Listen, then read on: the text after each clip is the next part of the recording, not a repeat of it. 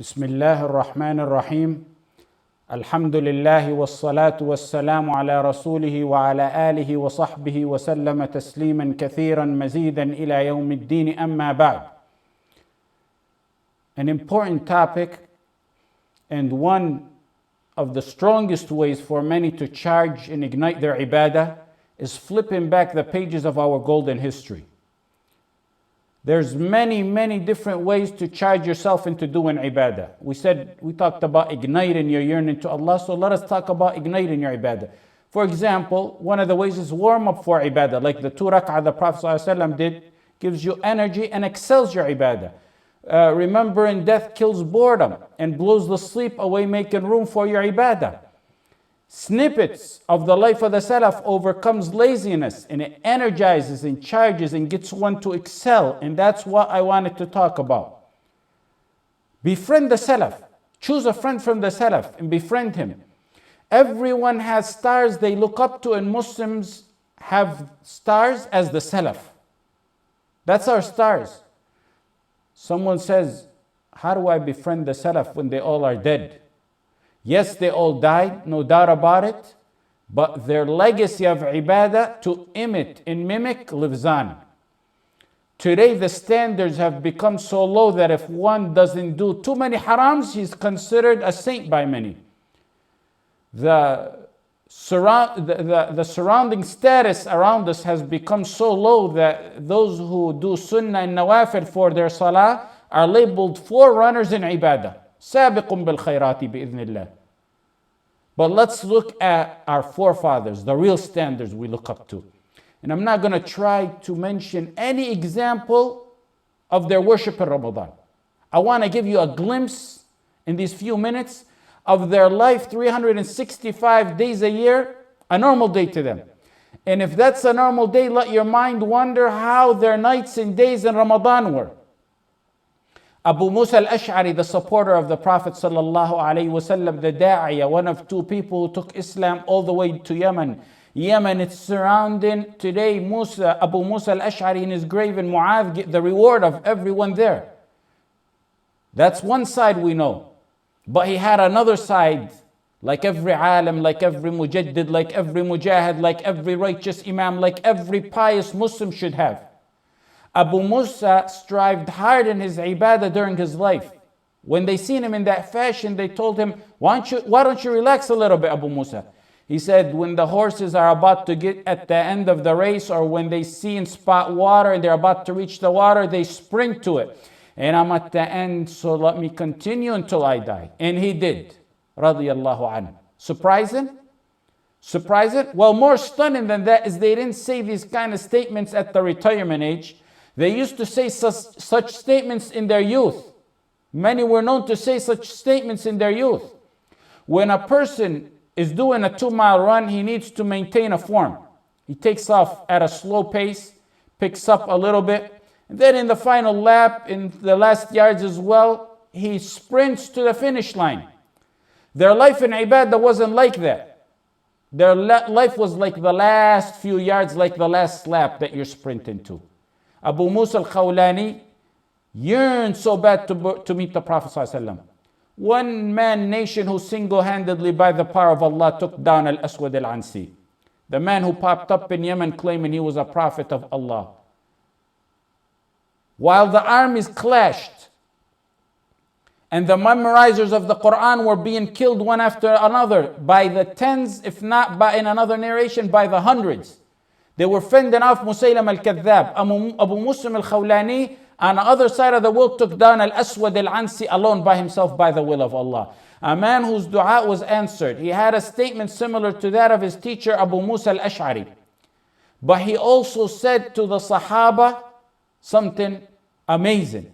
When he was ousted out of Yemen, and he quickly headed to Medina to meet the Prophet sallallahu alaihi wasallam, only to find out that the Prophet sallallahu alaihi wasallam had died just before he got there. In his agony of not reaching the level of a Sahabi, he said, do you companions think you will ever beat us? No, wallahi, we will compete with you and we will beat you. Daring, bold statement from a giant. That should be my statement and your statement. We should compete with our salaf. If you want their levels and if you want their companionship in Jannah, حسبتم أن تدخلوا الجنة ولما يعلم الله الذين جاهدوا منكم ويعلم الصابرين. You think you'll enter the same Jannah of Bilal and Abu Bakr and Khalid and Umar and Hafsa and Sumayya without doing the work they did?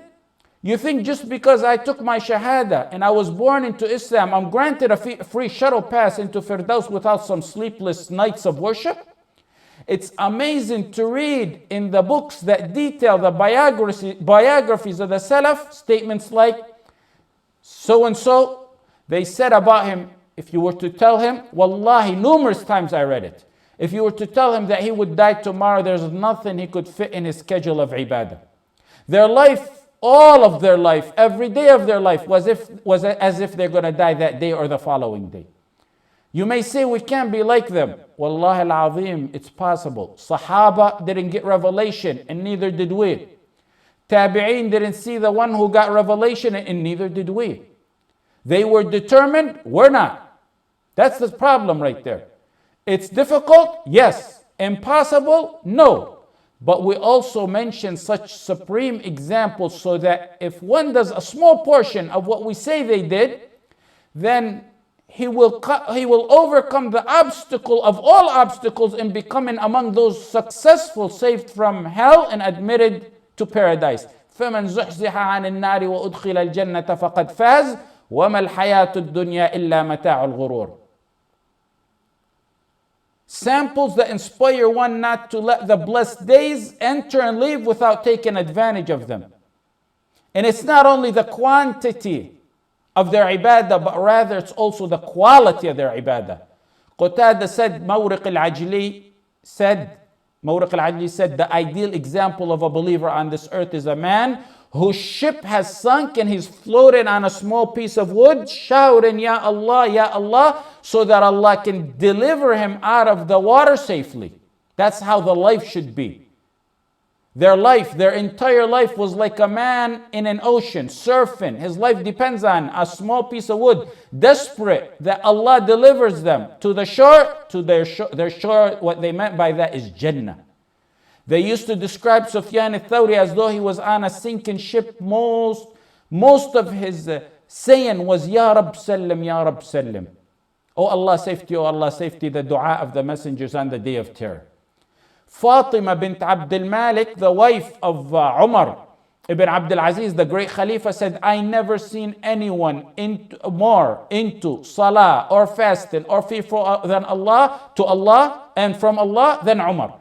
Fatima said he used to make Isha, then cry and weep as he slumbers, getting up through slumbering in and out all night long. She said that when he would be in bed with me, he would remember a verse or a matter of the life after, and then he would begin to shake and shiver like a wet bird, and then sit up and cry all night long as I tried to cover and comfort him. Let me give you more. Fatima told al-Mughira ibn Hakim one time, there may be those who prayed and fasted more than Umar ibn Abdul Aziz, but none of you came close to his fear of Allah. These were men whose ibadah nourished and raised them to be the revivers they were. Uqba ibn Nafi' said, I went to Fatima and I asked her, how was the worship of your husband Umar? They sought to learn, and this is our topic. They learned from each other, so we need to learn from them. Uqba went to Fatima to learn the secrets of Umar ibn Abdul Aziz from the only person who possibly might know. What did he do behind those closed doors and behind those walls? He wanted to know. Why do you think Uqba went to her to find out? Because Umar ibn Abdul Aziz, in his 2 years, 4 months and some odd days as a Khalifa, he spread justice. He spread the law of Allah on this earth and made not the only people rich as the Muslims. Rather, he made the entire Muslim world rich, with the Ahl al-Dhimma included in that. Listen to her one-liner answer. She said, I don't know that he showered from janaba since he became a Khalifa. A respectable word of saying in the 2 years, 4 months, we didn't have no relationship. In the daytime, it was worship in establishing justice in the rule of Allah on this earth. That's worship. That's the tawheed of Allah. At night, it was establishing the personal tawheed of Allah. No time for a relationship with his wife. 2 years, 4 months, and some odd days. They told Amir ibn Abdullah, how do you sustain so much ibadah? He said, simple. All I do is delay my food until night and move my sleep a little bit to the day. Easy? Yes, easy on giant souls only. Only on giant souls. Another time they asked him, and he said, when I get tired, I remember Jahannam, and it blows the sleep out of my eyes and keeps me up all night. Ahmad ibn Harb said, it astonishes me that one may know Jannah is getting decorated above him, and Jahannam is blazing under him, and he rests in sleep in between them. Mansur ibn al-Mu'tamir, when people seen him, they would say, this man has been hit with a calamity. His eyes are always teary, his heart always broken-hearted man, low-toned. His mother would tell him, what have you done? You cry all night and you never stop weeping. Did you kill anyone? He would say, mother, I know what I did. تتجافى جنوبهم عن المضاجع يدعون ربهم خوفا وطمعا. In the life of Safwan ibn Salim, I read one time that he used to have pain in his feet from standing all night every day. They said this about him. They said he reached a point of ibadah where if you tell him the judgment day is tomorrow, he couldn't add any more ibadah to his schedule. He would say all the time, Allahumma inni ahubbu liqa'ak fa ahibba liqa'i. Oh Allah, I love to meet you, so love to meet me. Yearning for Allah and yearning for meeting Allah was like the gentle breeze constantly blowing on their hearts, extinguishing the blaze of the dunya in their hearts. Musa ibn Ismail said, if I tell you that I never seen Ahmad ibn Salama laughing, would you believe me? He was always occupied with teaching. He was a alim. He was either teaching, he was either reading Quran, he was either glorifying Allah, making dhikr, or going to salah, and that's how his entire day was spent. Ahmad ibn Salama said, we never seen Sulaiman al-Taymi but in obedience to Allah. He was either in salah or leaving from the masjid. Or he was either going to a janazah or leaving from a janazah. Or teaching or learning. We said this man couldn't even commit a sin. Is he infallible, or are they infallible? They say he's infallible? We're not Shia. They said it based on what appeared to them, that the man couldn't commit a sin if he wanted to because he didn't even have time to, because his whole life roamed around ibadah. Waqi' said Al-A'mash was 70 years old and he never missed takbir al-ihram, Allahu Akbar, behind the imam. For 60 years he didn't miss the first rak'ah of salah. فَتَشَبَّهُوا بِهِمْ إِن لَمْ تَكُونُوا مِثْلَهُمْ إِنَّ التَّشَبُّهَ بِالْكِرَامِ فَلَاحُ. I think the time is up, so we'll stop here, inshallah. There's a few other things I wanted to talk about. Maybe we'll talk about them in future khawatir. جزاكم الله خير.